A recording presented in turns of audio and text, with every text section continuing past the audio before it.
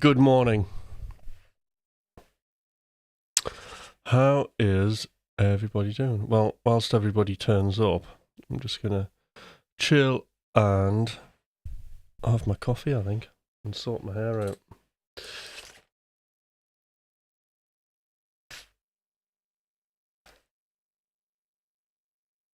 Right, so today I thought I'd do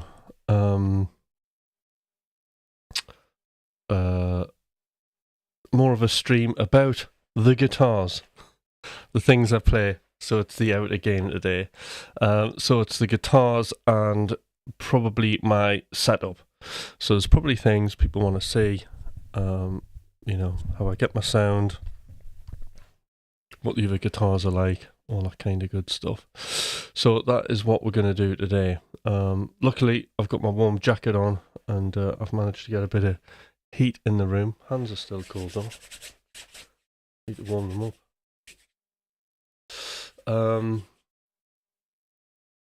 Technically, I suppose with the noise, I could put the heater on when I'm playing, when I'm jamming. But anyway, so yes, the setup, we'll do that. Just get my preview right, and that wants to be there. Get my preview there. Oh, we need the chat.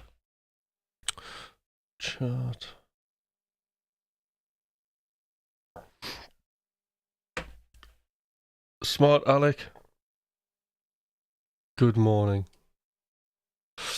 How you doing?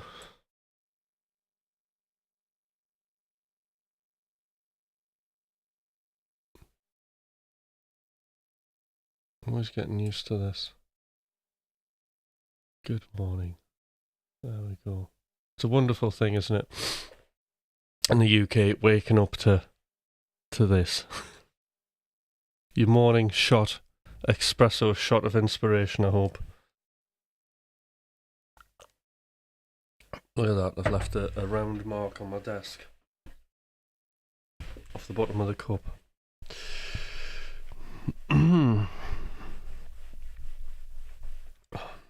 I do like to have a clinical look on my life. Alright. There's another ring. Oh God, honestly. Right. So that's the first thing. Cleaning.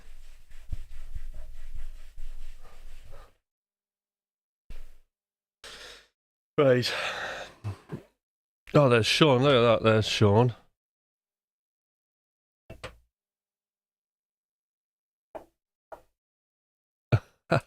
Stick the heater on. I would, but the noise is really annoying, and it triggers the gate in and out, so you get this kind of. Having said that, it could add some lo-fi to my music. Hey there. Good morning. Excellent. Good morning, Sean. So yes, it's nice to have a few people on, ready to go. So I think a good place to start is see with me what I tend to do. I don't know if other people are like this. You end up with a load of guitars, and there'll be one that I get absolutely obsessed with.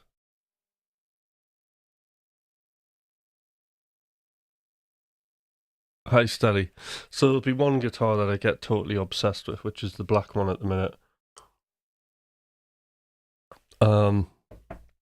So this one. And the thing about this guitar, headless, great for in here, even though I still bump into the mics and what have you. It's black, it's not fussy. And it's light, you know.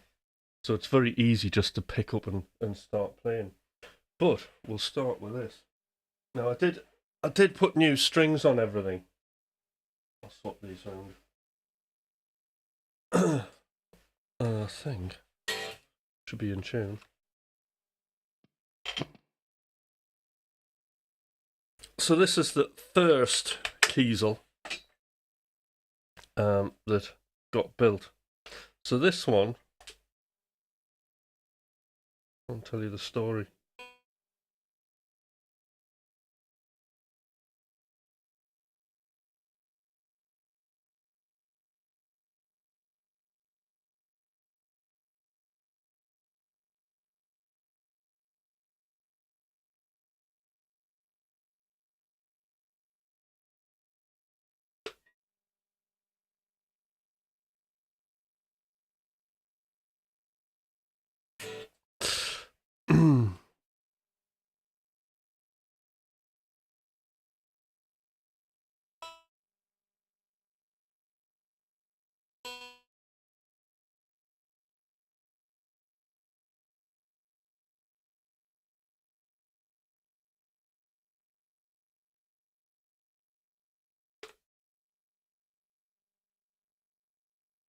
Once he gets in tune.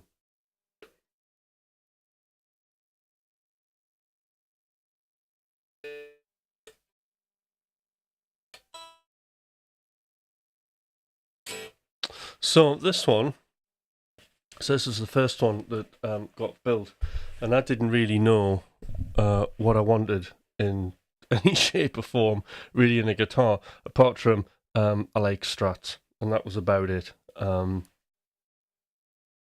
And Thomas went, "Oh, I think I know what you want," and like you played like the Strat that I had, which I was really comfortable with. As a shredder, I always played Ibanez's, and I spent a long time actually playing Les Paul. So I think the radius on this is slightly chunkier than the all the other Kiesels, which are like more like the Ibanez, they're like the thinnest profile of neck. I can never ever remember what the numbers are for the necks, like the radius of them. So this is the first one. So this one will be like a swamp ash body. But the idea for it is what I did know that I wanted is, because we're doing synthwave, is I wanted a retro Ferrari look to it. Tell you what needs a bit of a clean here. So I wanted like a bit of a retro Ferrari look, and give it a dust. And there we have it. So it's like a metallic orange body with a scratch plate, which you have to have on these, on the HDs. I've got the push-pull, and it came actually with a 3-way pickup selector, but I had that changed. So it's now the 5-way. And the pickups in it, so this is the only guitar that I've got that's actually got it's got the classics in. So it's got the Fishman classic pickups in, which again, really, really quite like them. I think they're a little bit more chilled out version of what I usually have. But we'll hear what it's like.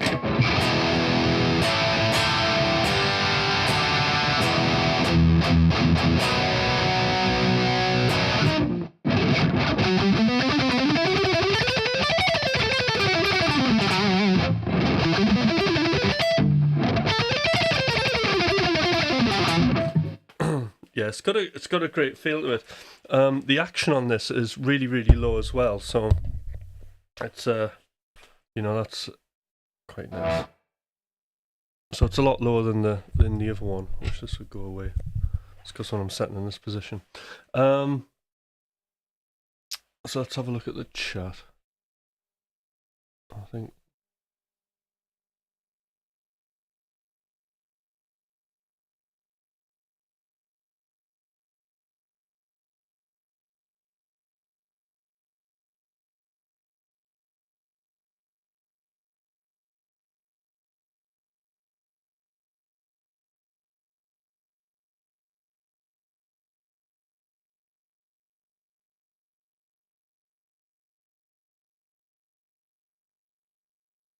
So I'll just catch up with the chat. Sorry about this.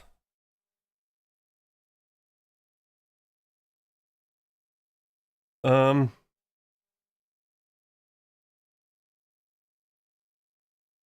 you didn't know I was going to be live? Did you not get the notification, Stelly? Interesting.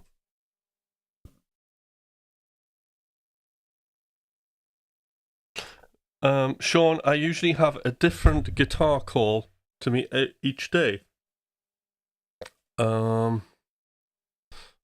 Stelly was looking at some videos about sidechain and saw you are live, right? Hi Tyler, I'm doing great. Hi Devian. Good morning. Francis, how you doing? Joined the party late. I've not been here for a couple of days. Well, that's okay. It's any time you can just dip in, can't you? So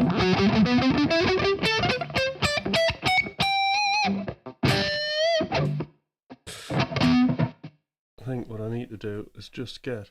It's really cool, actually. So this is the polychrome Kiesel. And if you hear that, one of the things I really like about the Kiesel polychrome is the room reverb that you get on it, just on the amp section. So I haven't got any effects on it at the minute. And it just sounds great, doesn't it? It really gives me the feel like I'm in a studio, you know, and your guitars in basically in a bigger room, in a live room. And there's some reverb. I think that's the delay I want.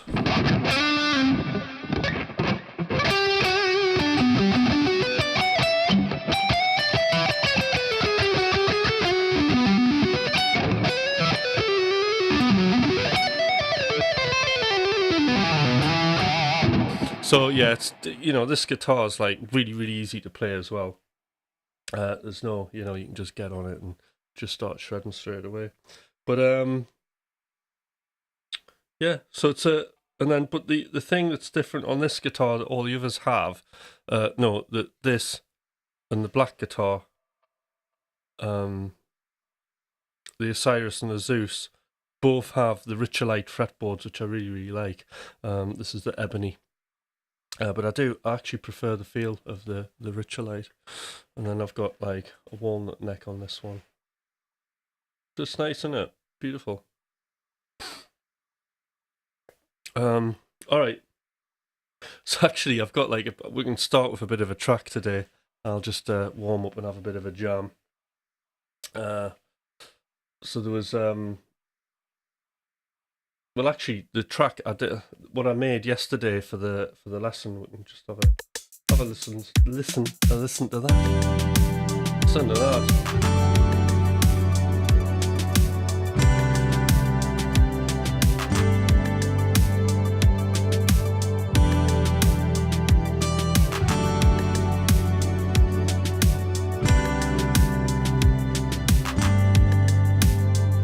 So I'll take you through the layers actually. Alright, there we go.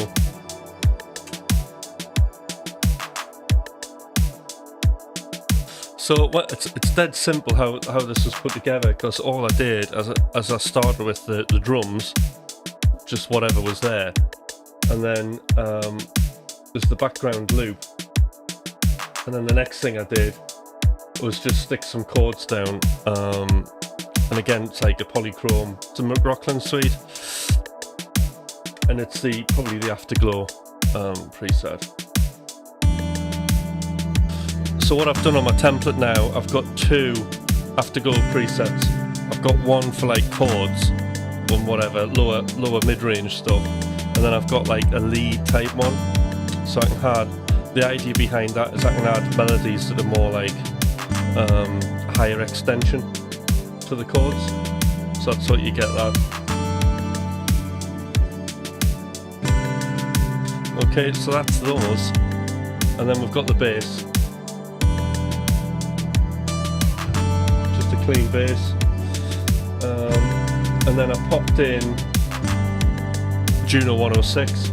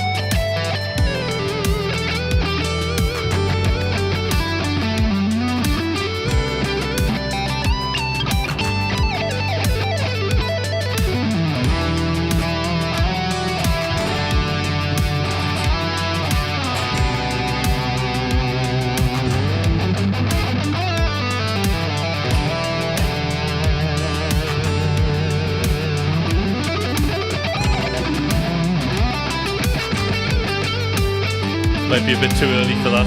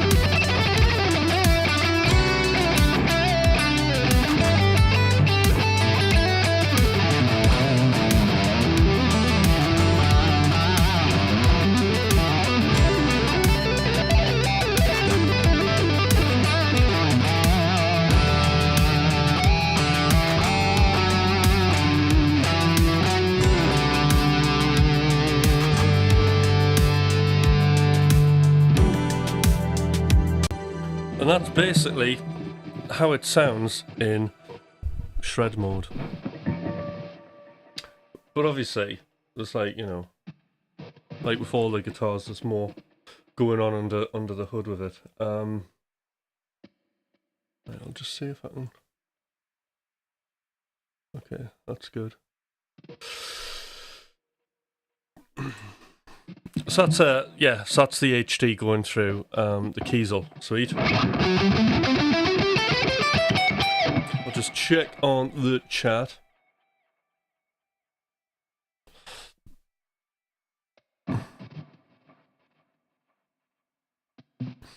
Okay. No, it's not. So Smart Alec, this is, so there's a couple of things. The way this works is just for that sort of fake doubled up 80s lead sound. I've got basically a well, I'll show you, it's easier.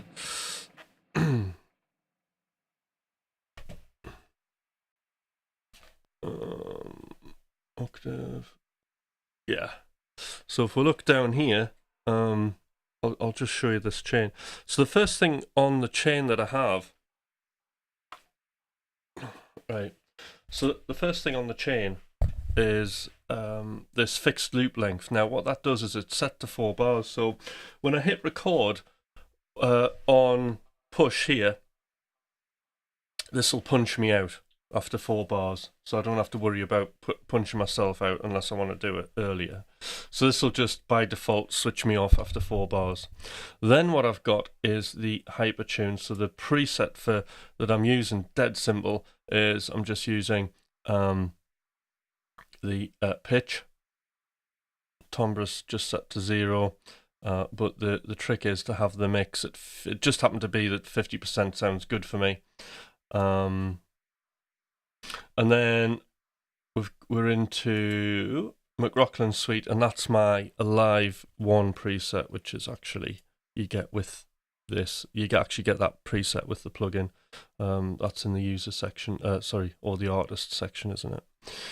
GateLab, which I'm not using. This utility set to -6, so this is just to bring the volume down a bit, so I'm not overloading the other plugins. And then the only other thing I've got is just on the SSL. I'm rolling off unnecessary low end, because there's literally no point in having loads of flabby kind of crap hanging about on the bottom of it. So I take that off with the high pass filter and the low pass filter. So the top end, you can filter it off actually on the so you can filter the high end off actually on the Hypertune. It has a filter which does this, but I've chosen to do this because I was wanting to keep a little bit more of the high end than the filter was doing on that. So I just needed a little bit. Basically, I just needed a little bit more control. So that's why the SSL's doing it, because it was just getting a little bit nasally. So you get this.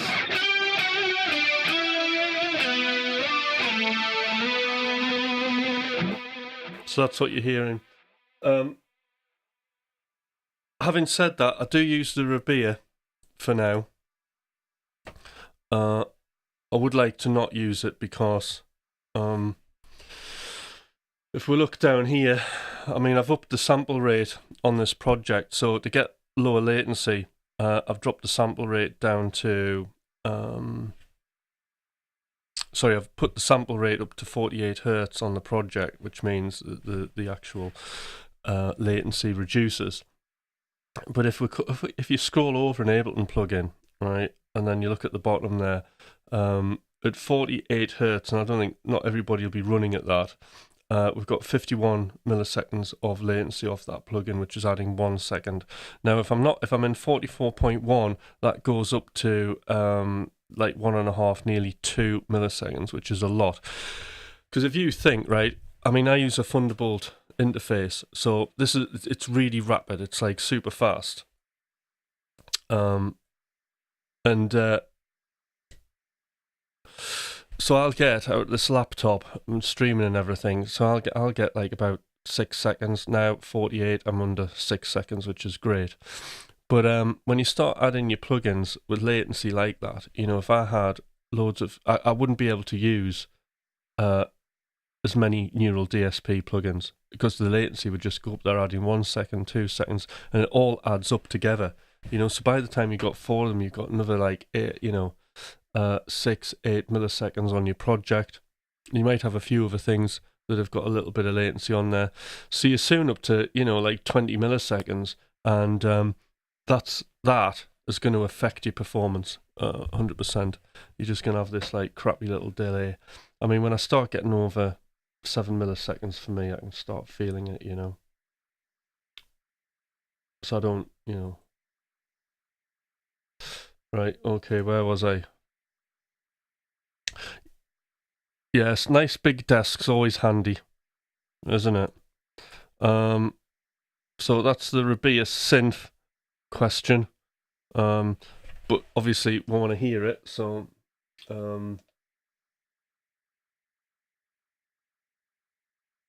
what does it sound like? It just does one very specific thing.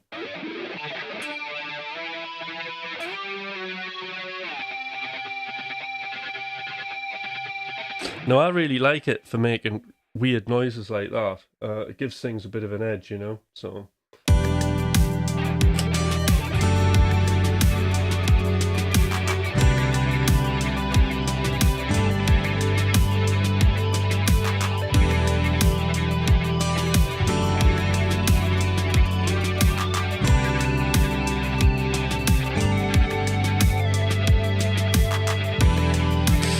Now, we can do this.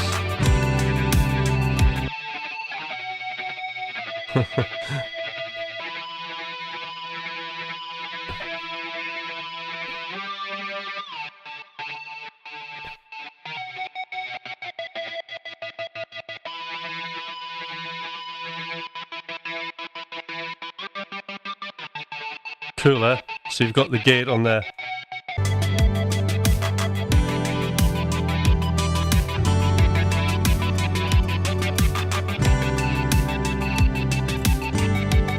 So that gets things bouncing a bit.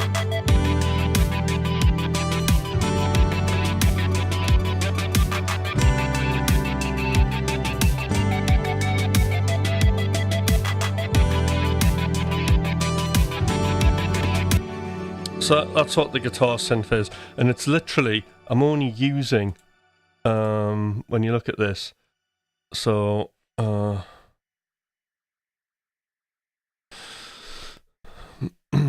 should go on this one, shouldn't I? Oh, that's better.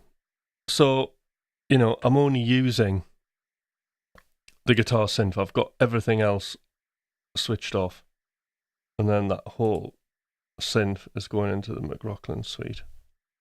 And that is it for that, you know. But that's the only high latency plugin that I've got on here. The guitar effects, actually, I am using different delays and reverbs to the ones that are in the McRocklin suite. And the reason for that is because I've got them on, I could have put them on an auxiliary, but I just decided that I wanted everything on the return so I could have more control, which I did. Okay. That's just, it's nice to have like a nice busy chat here. We'll move on in a minute.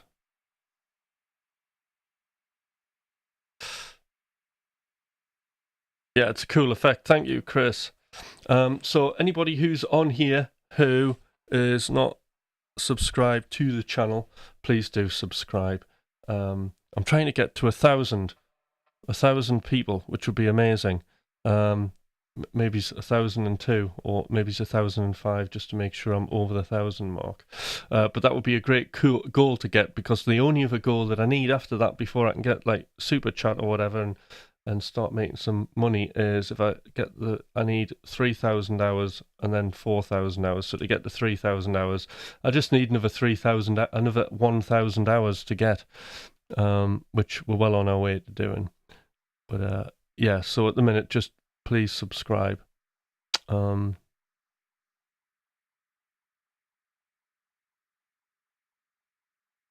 the Kiesel had started it all. So yes, it's this guitar weighs a lot more than the black one, than the Osiris, the HD. But yeah, so the idea was that it would look like for a Lamborghini, an 80s Lamborghini, so hence the orange metallic Lamborghini colour.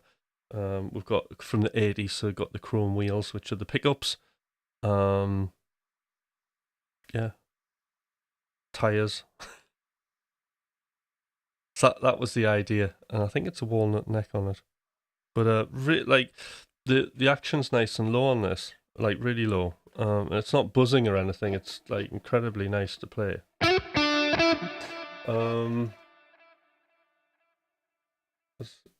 tell you what I'll do. We'll just see what it's like on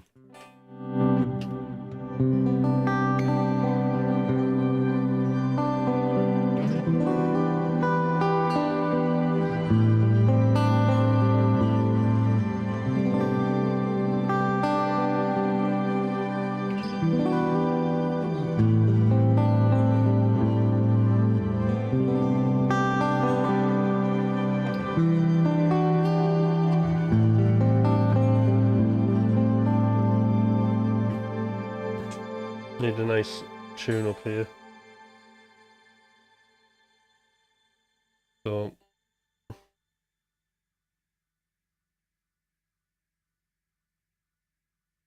So the other week I put new strings on everything, and I haven't totally worn everything in.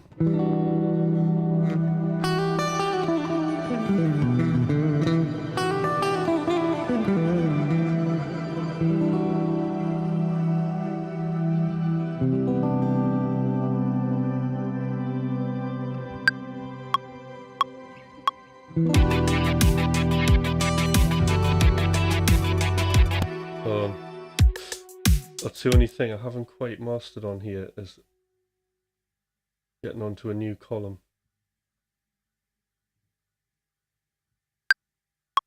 See if that does it.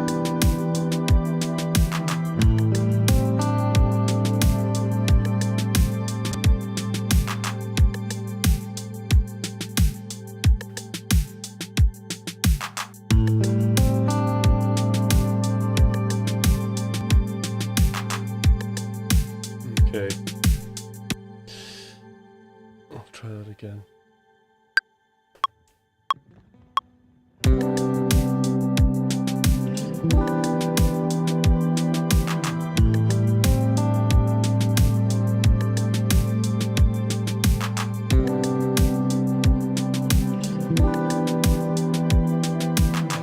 And then the idea is the next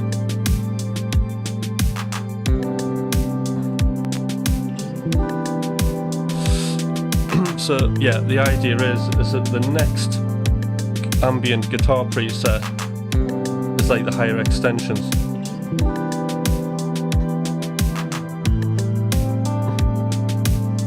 So maybe add like an 11 2-hour C.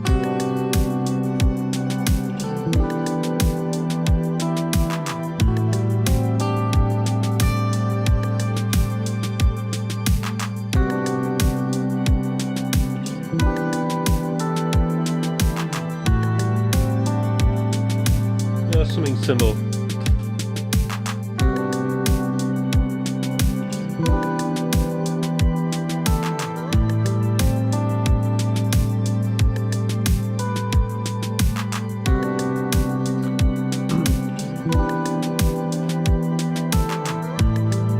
Sort of like my 80s funky clean.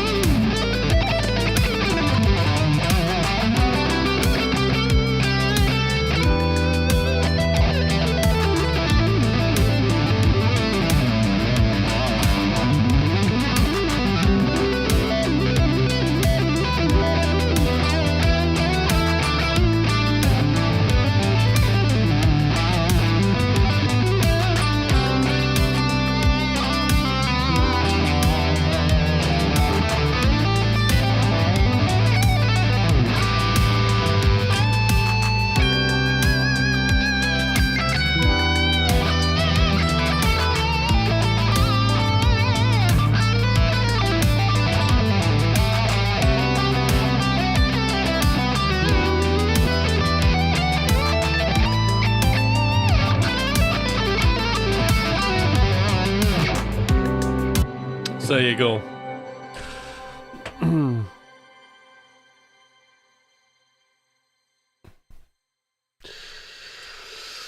Alright, I'll just go back on the chart. I hate Ableton the most, but now it's the only one I use. I mean, I absolutely love Ableton.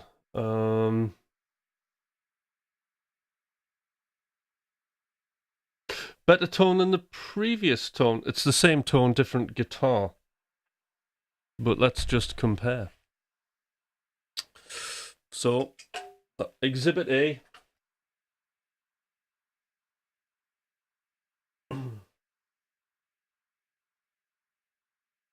Right.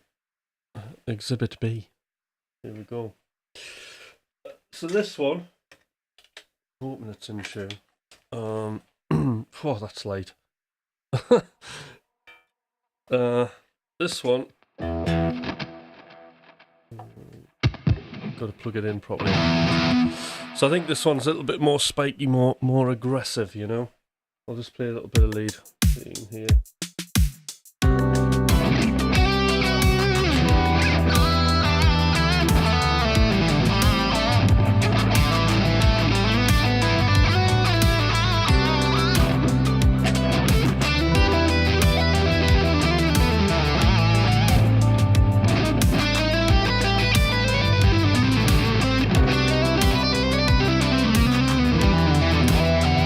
Oh, do that again.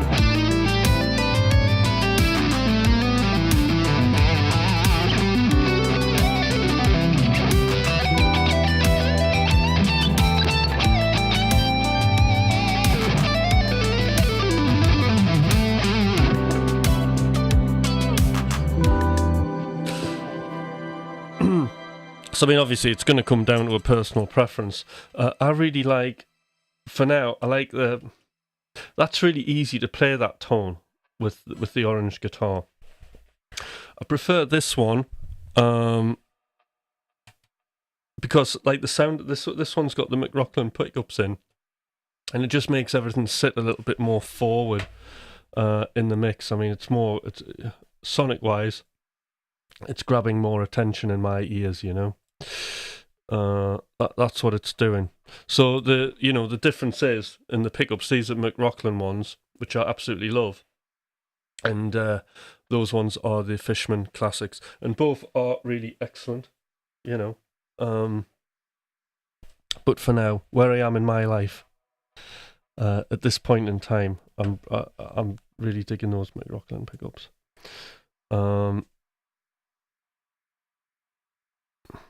Just catch up on the chart. It's great having a busy chart. Again, anybody who's on here, please, if you haven't subscribed, do subscribe. Oh, you've been sub for it, right? Okay, I know you are, right.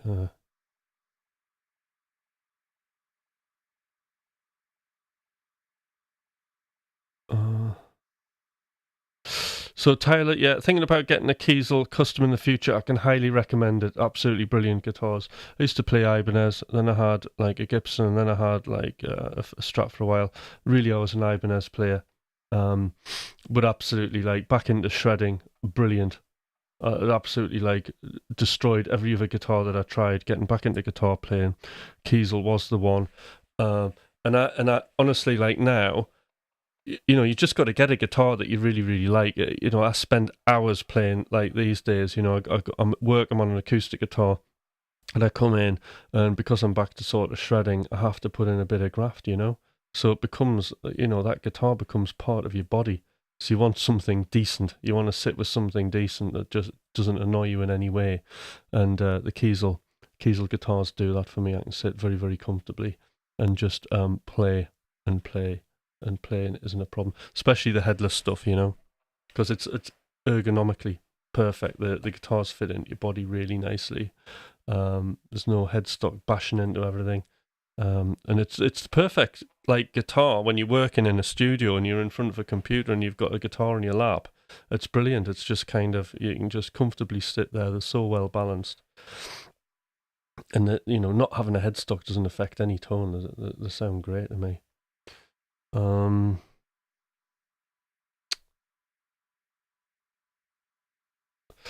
Some guy, my first door was Ableton with a 6-pin Firewire Behringer. Wow.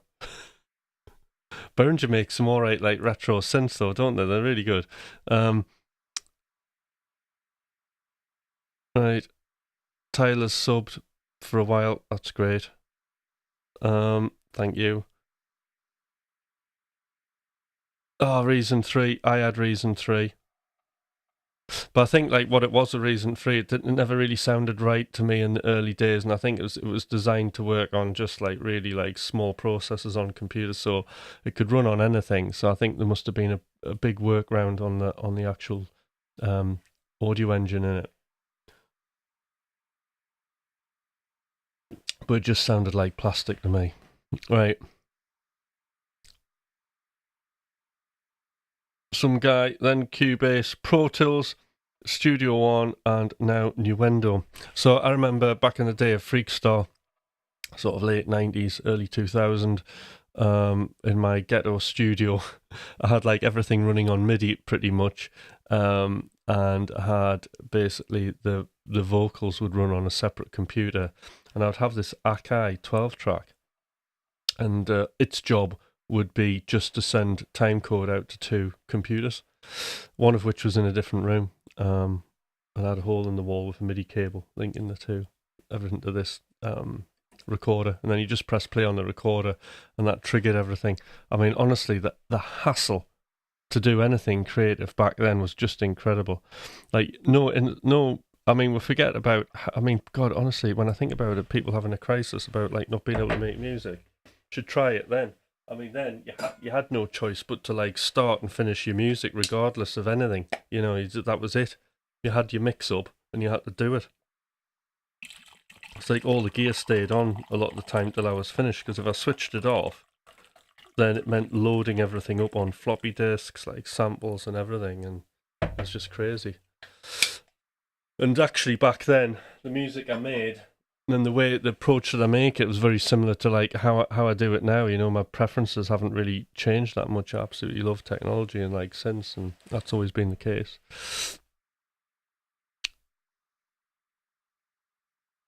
So I've got 4 Kiesels.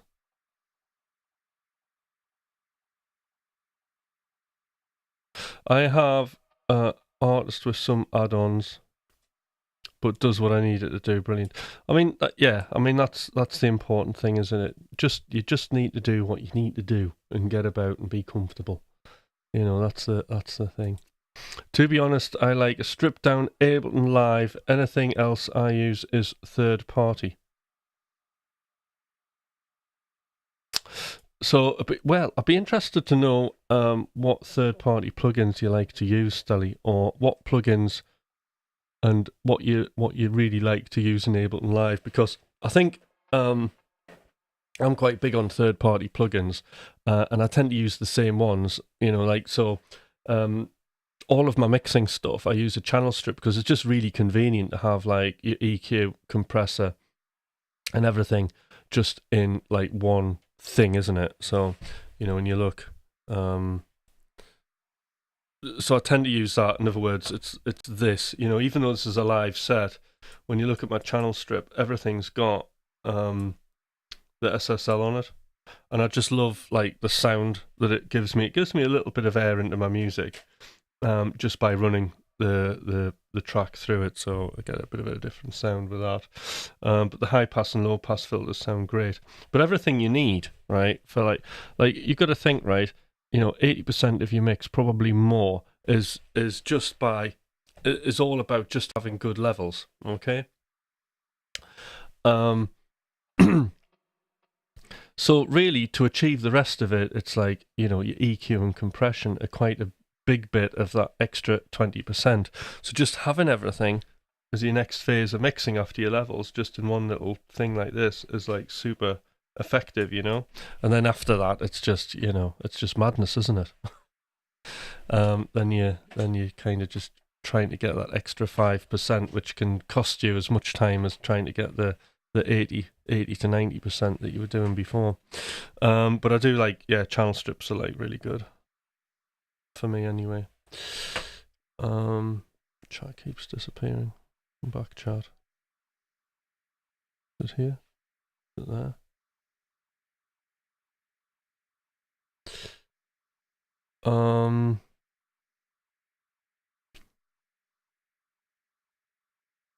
It's going good, Mac. How are you doing?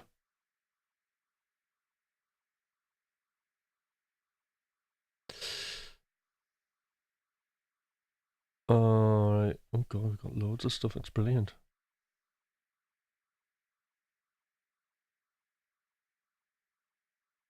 I'm just catching up.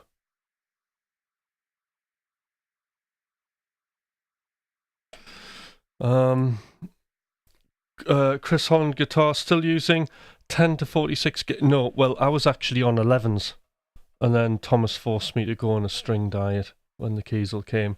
So he went, "Oh, you can go to 10s," and I was contemplating 10s, but then I took heed of his advice that 10s would feel like 11s, and I thought it's like really stressing my hands playing 11s, and I can't be arsed. So I just want an easy time instead of having a difficult life. So, and I was also using 2mm plectrums, and I was noticing that actually my wrist was starting to really hurt from using a plectrum that had absolutely no flex. So then I just swapped to like the Dunlop flows, 1mm, which got a nice flex, and it didn't take long to get used to those. So I stuck with those, and actually I noticed that the tone was way more. The attack I was getting was much more pronounced and brighter.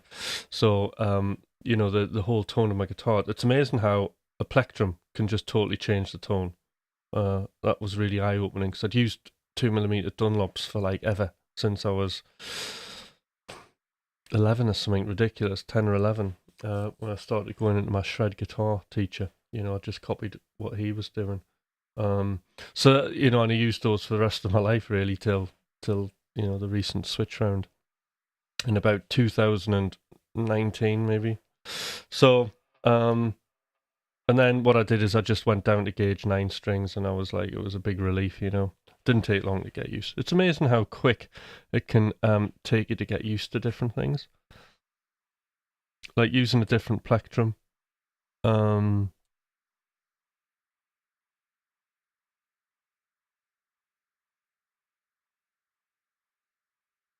just as a side note, because I was mentioning this the other day. There was an old Rick Graham video I was watching. Just he was answering somebody's question about like hand grip, like your right hand grip.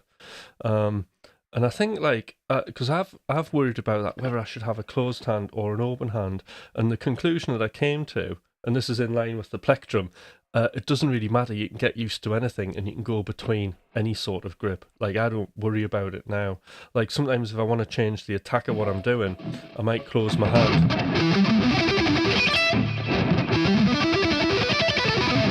It just depends. Sorry, misfiring plectrum pick.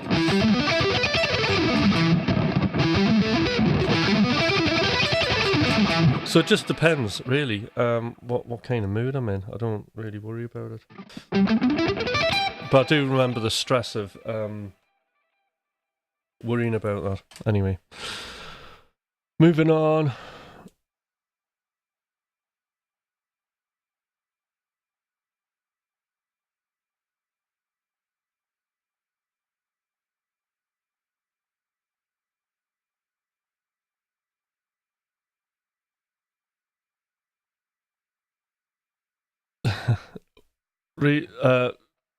Re-downloaded it at home. It still looked old school, but it's got hip. Yes, it has. I can't remember what it. I started using Ableton at about Ableton 6, I think.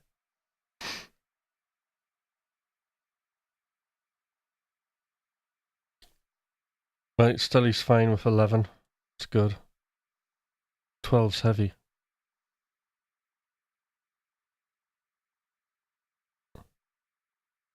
Wow, look at that.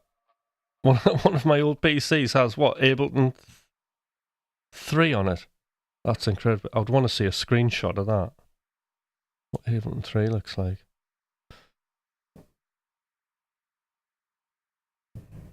This should change the OS version. You're right.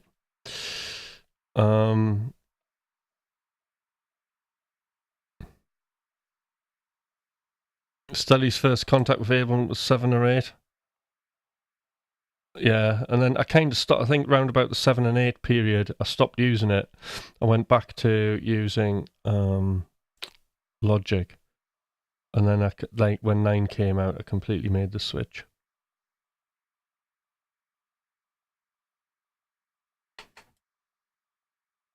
I had great customer service back then. Yeah, I've never had to deal with customer service. But I remember once I had a workshop I had to do, and I didn't have a license, and I needed one, and I ended up bringing up Germany, and they just went, "Oh, here's an extra license." I didn't think about it.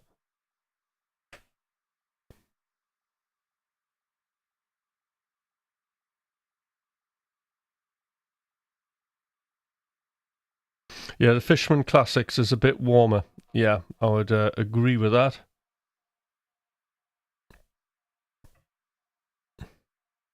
All right. Hey, Boxman King 100. Listening to you while I'm at work, amazing guitar playing.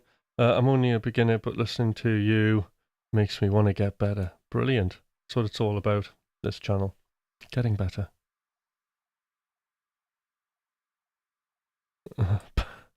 Stelly had nightmares of Behringer.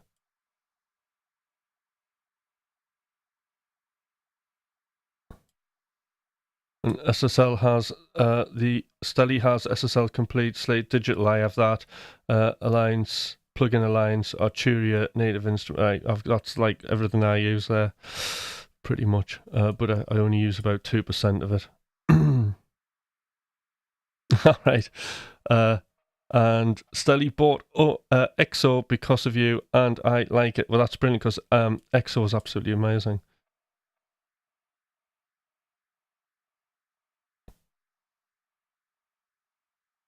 Okay.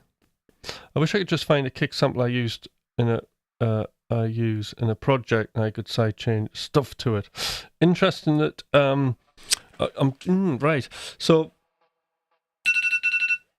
the interesting thing about the side chaining thing, Stelly, is I tend if I'm using track spacer for my side chaining, then I'll just use the actual kick that's there, because basically track spacer is a multi. It's like 30. I think it's something like 32 multi-band, like 32 compressors in a multi-band configuration. It'll just dynamically mold around the shape of the kick when you're side chaining. So it's like really like quite musical. But for the ducking sidechain, if I'm using compression, I'll actually use usually a 909 rim shot with like no tail on it whatsoever to actually trigger the compressor, so I've got full control over the release. That's the way I do it. Now I'm sure Mech will have a really cool way of Mech, what's your way of side chaining? I know we're getting sidetracked here off guitars, and I'm going to get the 7-string out now. But I am interested in how Mech does it, because like Mech's really good producer. It's well worth hearing his stuff. In fact, if you just go on YouTube and search Mech 149, you can hear his things. And I bet Mech really knows how to sidechain.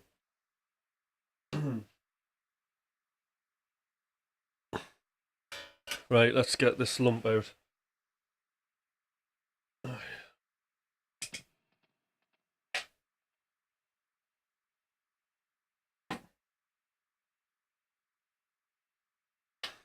So the interesting thing about this, absolute weapon.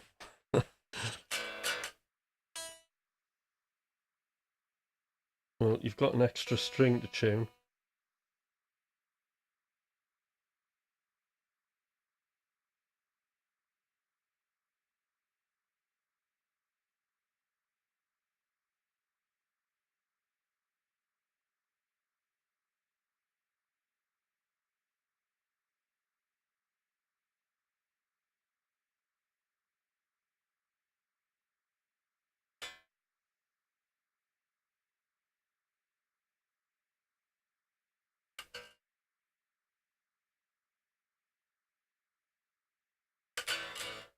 See what it's like.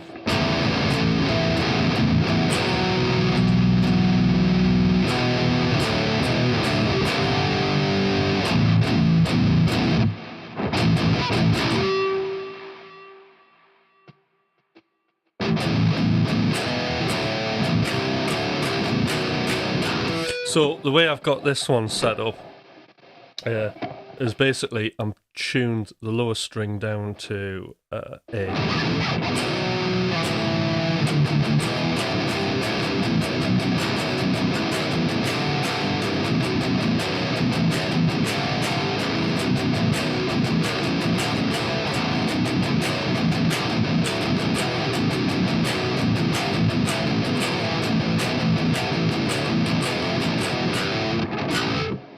So I'm playing my chords like that. But I really like it for this guitar. I love playing like rhythm on it that's slightly like rock, metal, indie kind of stuff.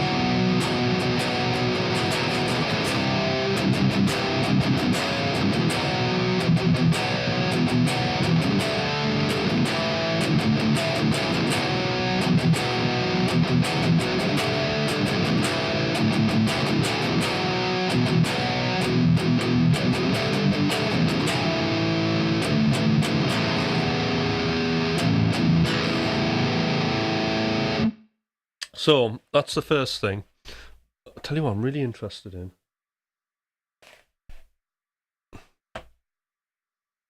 Let's just check this.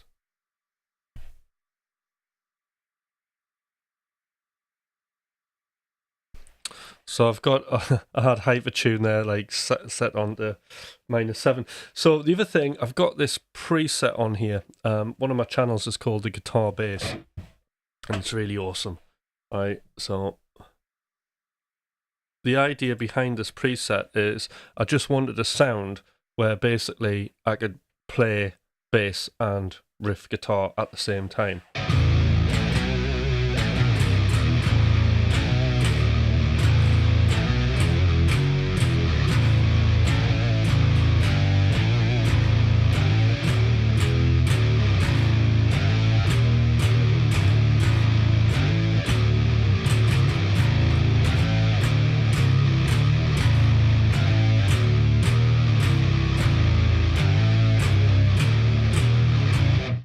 Great, isn't it?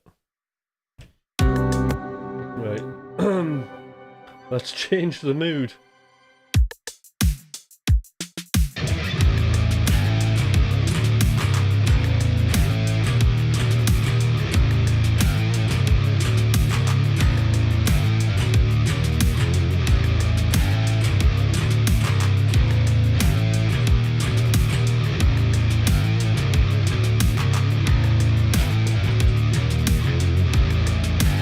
What are we in? A.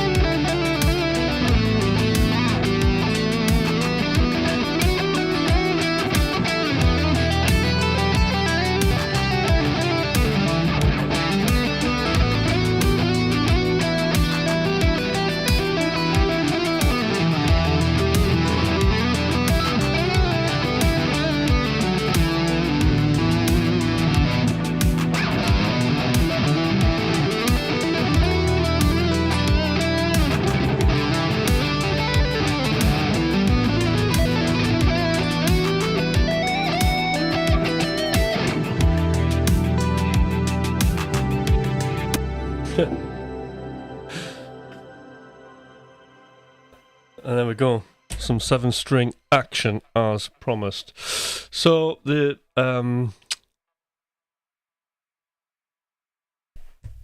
so this guitar,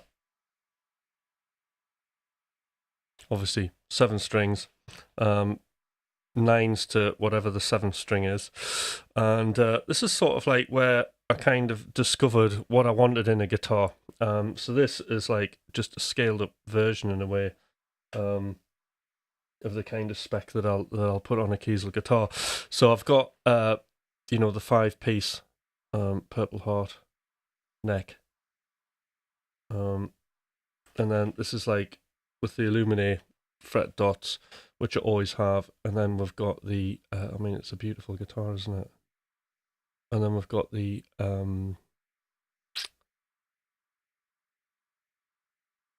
what fretboard is it? Richer Light fretboard. Poplar top, and it's Swamp Ash. Absolutely beautiful. So these pickups are the Fishman Moderns, but I've got the Abassi pickups going into this, which I'm booking in December. So I'll get those fitted. But apart from that, it's a really beautiful guitar. I love the multi-scale neck. It kind of like when I'm doing the thing about the multi-scale that I really like is when I'm doing my double barring stuff.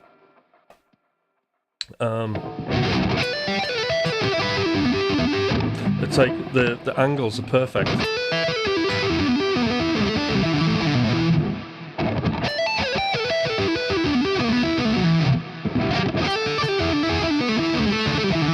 But I must admit the actual 7 strings I get very like this. The 7 strings and visually, and the fact that the string spacing is a tiny little bit closer together, slightly like throws me off.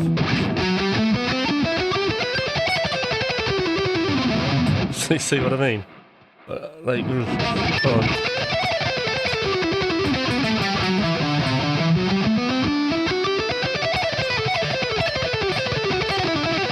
So when I'm coming off a 6 string, it just feels a bit weird at first. But having said that, you get used to it.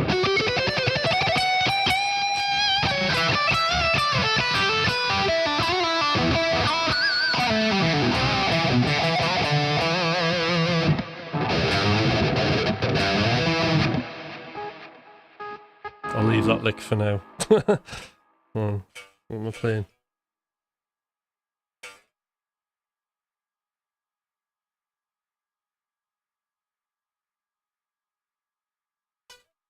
Trying to work it out.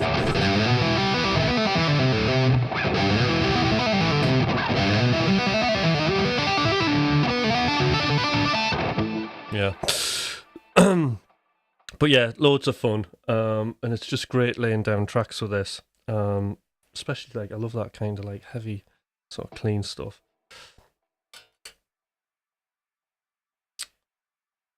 But more of that later.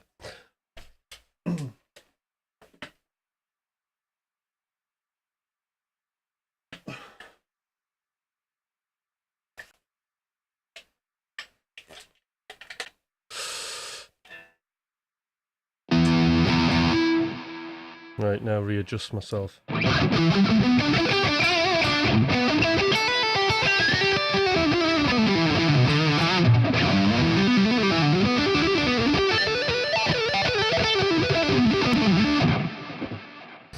Okay. How are we all doing?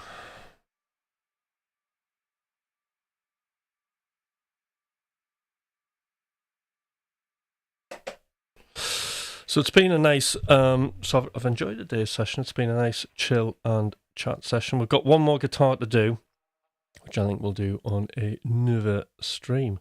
In fact, I think me and Thomas are due for a live coming up this Saturday, so that should be good.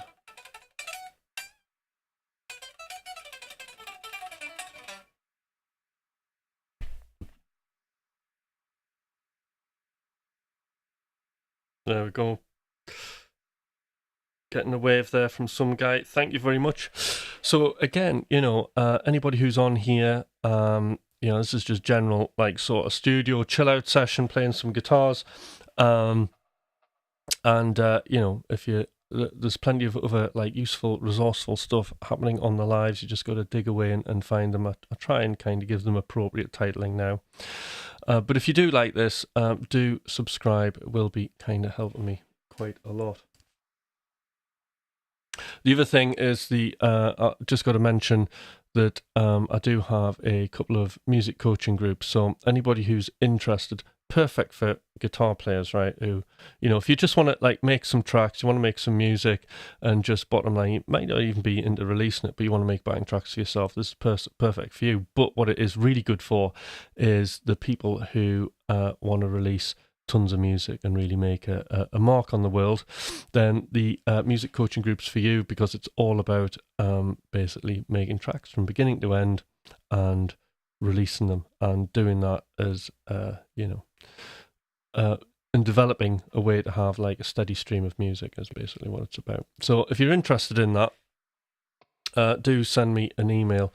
But at some point I'll be doing a live where I'll talk more in depth about coaching and what the differences are and why it's in my opinion, like really beneficial, especially in today's musical industrial complex landscape. Coaching is the thing that certainly for me has given me the most benefits in my career, without a doubt. All right, Andy, how are you doing? So, any questions?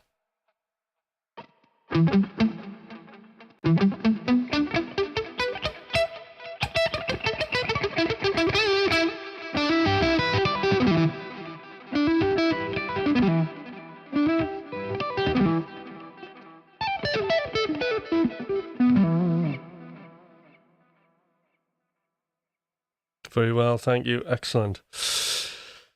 Whoa, there's a couple of licks I was trying to play today.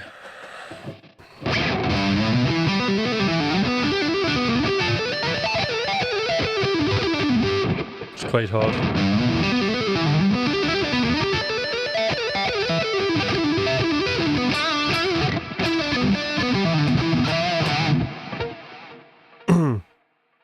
What was the other one?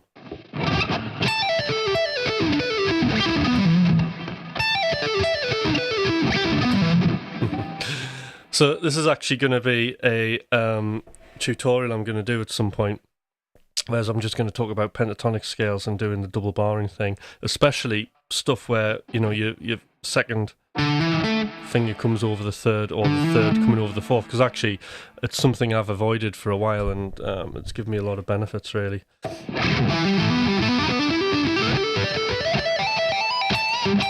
So you can play really cool stuff like that.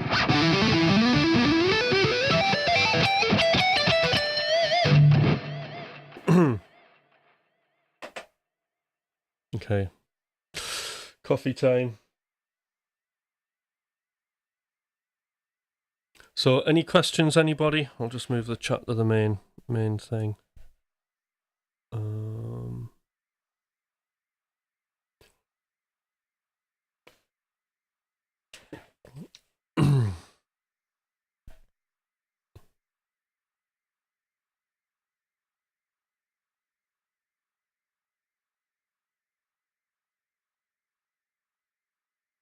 I've been trying to perfect triplet pull-offs going down. So much harder than hammer-ons going up. Right, yeah. I suppose it just depends kind of what you're playing, really. I mean, in a way, if you're just playing like a scale, it's naturally going to be triplets, isn't it? Because if you're doing 3 notes per string, you've got... Right, hold on.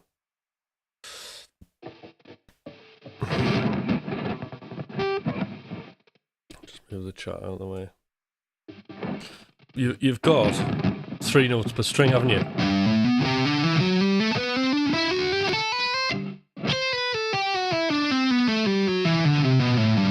What I think's harder is actually doing 16th notes, like quarter notes. So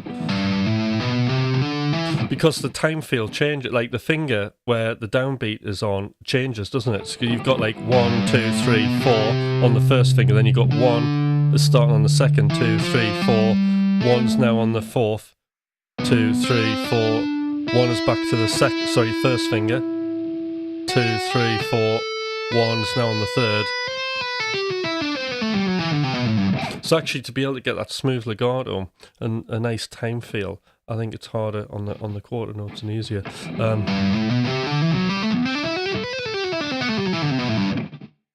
That's like getting the smoothness. Triplet feel.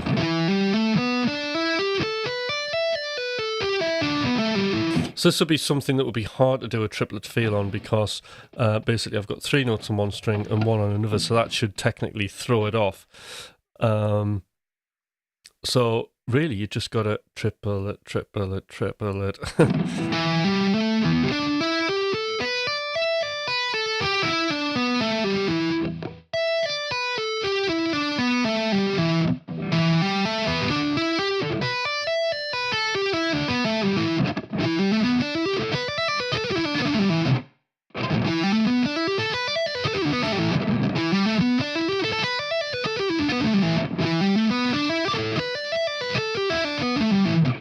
So yeah, hope that helps.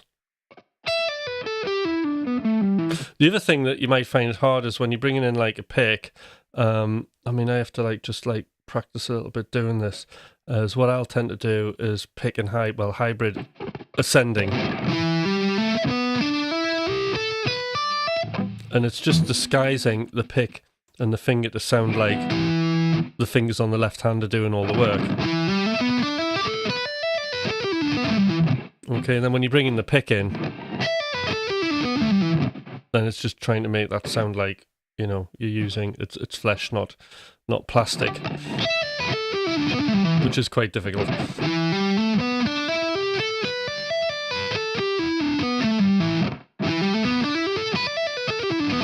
There you go. So you really got to listen to the pick attack.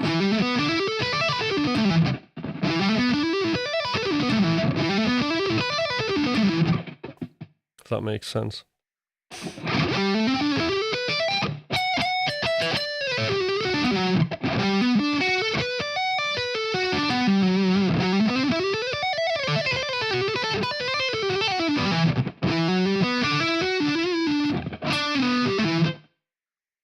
Cool.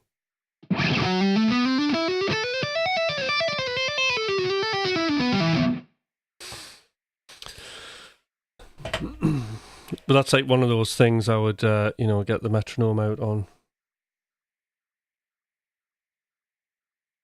Slur.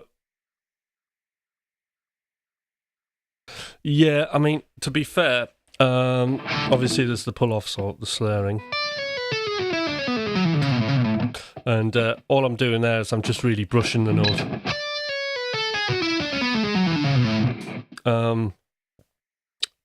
Another way I'll practice it is I'll just do hammers only.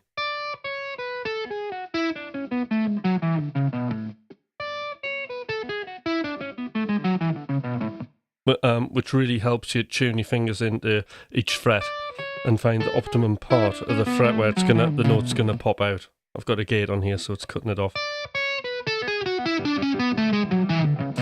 So that's quite a demanding way to practice.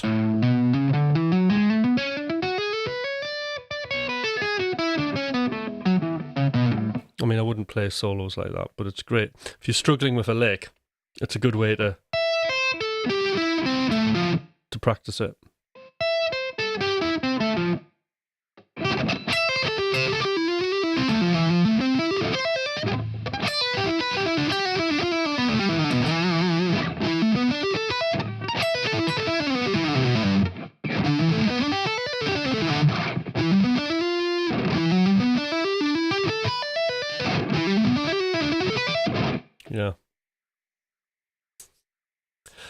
Yeah, hammers only.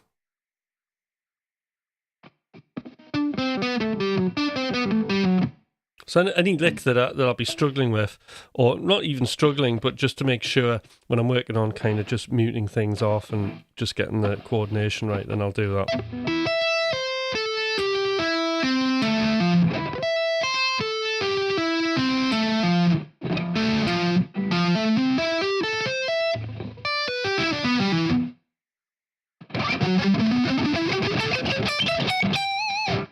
All right, cool.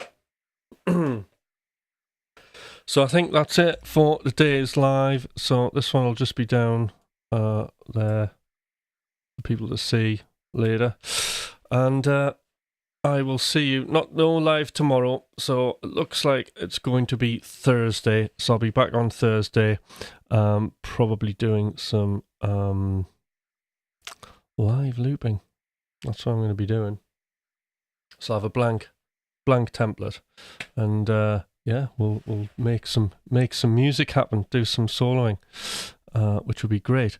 So thank you for everybody for tuning in. Remember, there's a couple of things I can do to help you, and that is if you email me, you can have one-to-one coaching sessions with me, and that is music coaching sessions. So what I'm doing there is trying to help you solve the problems that you're already experiencing now. There is a limited capacity for some guitar lessons, so I can look at potential times over the next sort of, like now, maybe beginning of December, where you could get like a one-to-one lesson, which, you know, you might be something you're struggling with, and then you just need the actual constant feedback of a tutor in the room, you know, because there's only so much.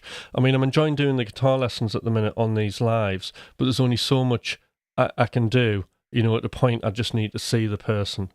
So if there's a significant problem and you're feeling on your own with it, then definitely come for a lesson, because it's going to save you time and money down the line. You know, we can kind of clear those problems up. And then finally, there are 2 coaching groups. Okay, so one of them's what you call a GoPro group, which I don't really mention very often. So if you're interested in having an actual career in music, which is a bit nuts, right? Then that's definitely the group for you. Now that's really for people who are very, very experienced, who, you know, they may have had a career in the industry and then they want to get back into it or something, or, you know, you just want to start making some sort of an income from your music. Then that's definitely a good group to do. But what I would suggest is, because it's kind of reliant on the fact that you can make tons of music, what might be a better option is the regular coaching group, where that's just all about making tons of music and releasing it. Okay, and it's a Zoom call. There's the groups are 4. There's 4 in a group, plus me as your coach, and I take you through various exercises that will give you insight into your process and help you develop. Okay, and it's really good. I've never had to refund anybody any money, and all the customers. I mean, I've been coaching. I've coached hundreds and hundreds of people, probably thousands since, you know, privately since 2017, when I got trained. So it's a really cool thing to do. And then obviously there's I mentioned the one-to-one coaching. So there's three or 4 things there. But if you're interested in just a call just to talk about various options, then that's okay. I can do like a half an hour consultation if you're genuinely really, really interested in doing something or joining a group. Okay. Excellent. So no stream tomorrow, and I'll see everybody hopefully Thursday. All right then. Take care. Bye.